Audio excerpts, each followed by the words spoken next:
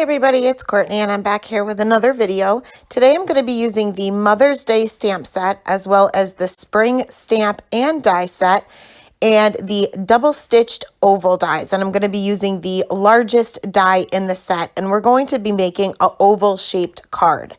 So I'm going to take that largest oval shaped die and I'm going to die cut this 3 times, twice from heavyweight cardstock and one from Nina Solar weight 80-pound cardstock that I'll actually be doing my coloring on.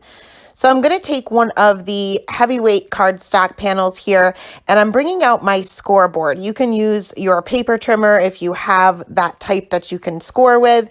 And I'm just going to score maybe about not even a ½ inch off to the one side. And this will be basically my score line so that my card can open and close. Going to go ahead and take that other panel there from that heavyweight and that is going to go on top. So I'm going to go ahead and bend that one side down along that score line and add adhesive. Now I prefer to use liquid adhesive, especially being I'm trying to line up 2 ovals, but you can certainly use double-sided tape, whatever you prefer.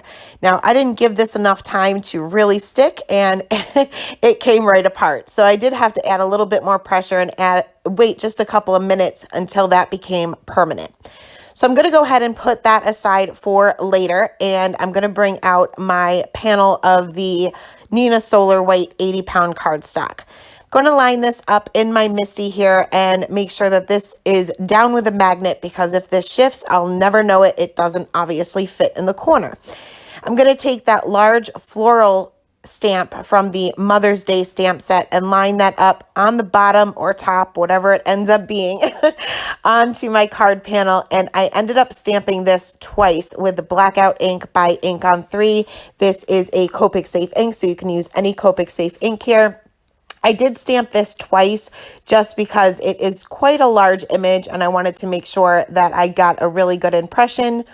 Once I had that first stamped image down, I can go ahead and rotate my oval card panel and stamp it 2 more times on the other side. So I'm basically just creating a frame around this oval. And again, I did stamp this twice again, even though I did get a pretty good impression the first time. I wanted my images to be somewhat even. So I'm going to move on to the Copic coloring and I didn't leave all of this in because I kept it pretty simple and it is just a little repetitive. So I'm going to start with this largest flower here in the center and I'm going to be using my BG markers. I'm going to start with my lightest color to get the paper a little bit saturated and this will make blending a little bit easier once the paper is just a bit saturated. And I also can map out those darkest areas so that if I make a mistake and put a shadow where I don't want it to be, I can easily cover up that lightest color. Next, I'm going to go in with the BG18, which is my darkest color, and I'm pretty much just going over those areas that I've already mapped out with the lightest color. I'm not adding shadows to every area that actually has a shadow, just because this color is pretty dark and some of these areas are super tiny. So I can always add shadows with my darkest midtone, which is the BG13. So not every dark area needs to be with the darkest color. But I'm pretty much just extending these areas out a little bit further. I'm extending those flick lines out for where the largest petals are, and then just creating a few more shadows for those petals that are behind. There's not a whole lot of room to work with those smaller petals, so I'm not too concerned with leaving too much of a highlight there. Next, moving on to the BG11, and again, just extending these areas out. And then I'll finish back off with that BG10 that we had started with to map out all those areas. Now, this is a kind of a difficult color combination. It blends beautifully, but I like to see a little bit more contrast. And sometimes you just don't get that with this BG combination. So what I ended up doing is I brought out 2 colored pencils and I'm bringing out my polychromos and I'm just using 2 colors here that are just a little bit darker than the rest of the flower.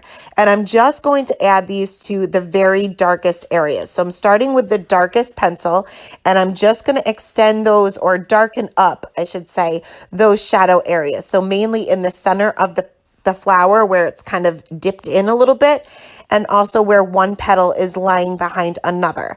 I'm using a very, very light hand here. I'm barely pushing any pressure on the pencil to the paper at all.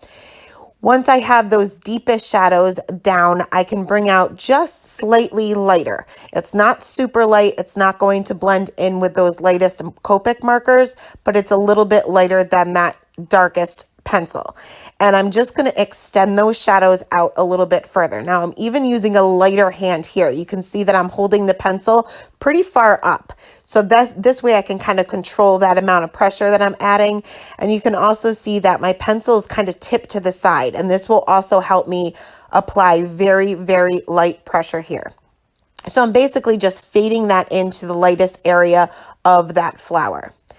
So for the center, I'm going to bring out 3 or 2 YR markers and a Y marker, and I'm just going to add a little bit of shading on either side, but a little bit darker off to the right-hand side because the flower is kind of facing off to the left, and just keeping the center for the highlight.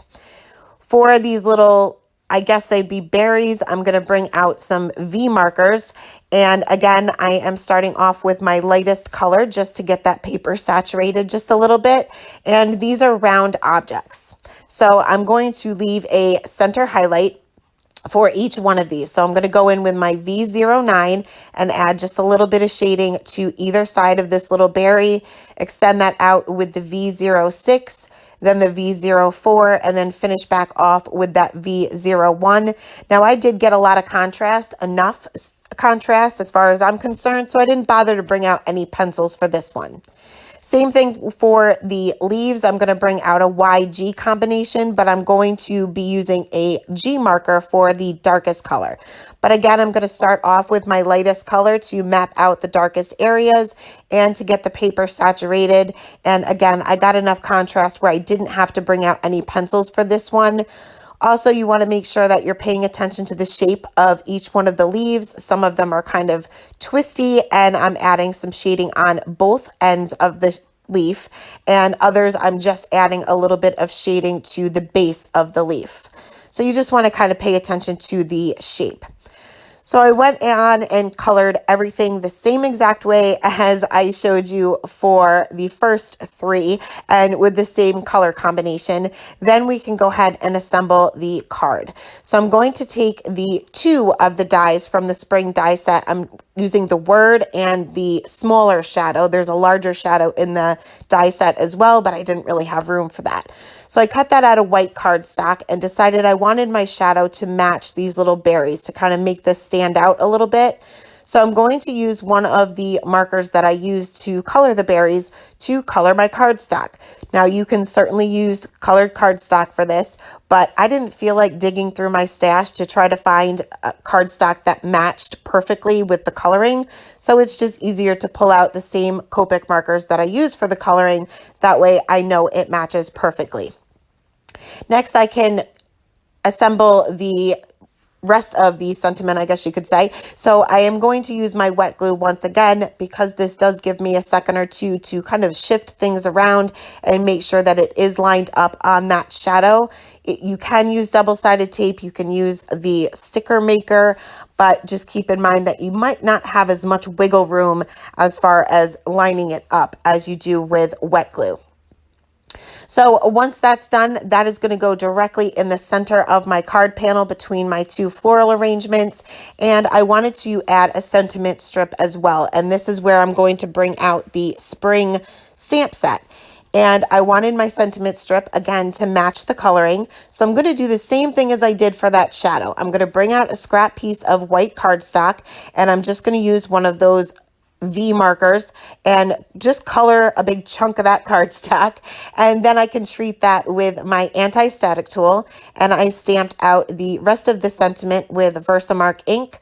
I'll sprinkle on a little bit of white embossing powder, and I know it looks a little crazy now. That's just because the anti-static tool that I used is very new, so there's a lot of powder residue left on there, but I'll fix that in just a minute.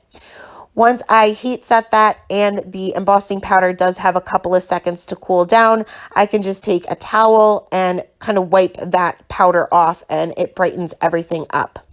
Went ahead and trimmed this down into a somewhat skinny strip, being I don't have a whole lot of room to work with here, and I cut off one end straight and the other end kind of at an angle just to add a little bit of interest. And I'll use some Scotch foam tape to pop that up directly under my sentiment, or my die cut sentiment I should say, which I glued down with that same Tabomono multi glue. Next, I took a Nuvo Aqua Shimmer pen just to add a little bit of shimmer just to the purple berries in my little floral arrangement.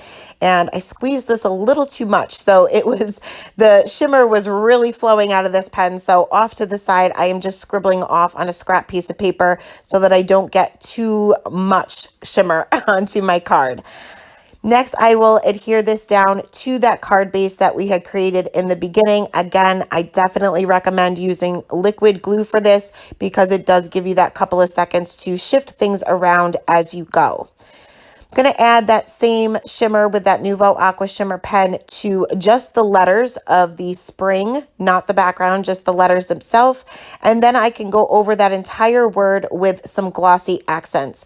Now, I know that they have a precision tip that you can get. I don't have that. So I was just very careful as I was going through these letters.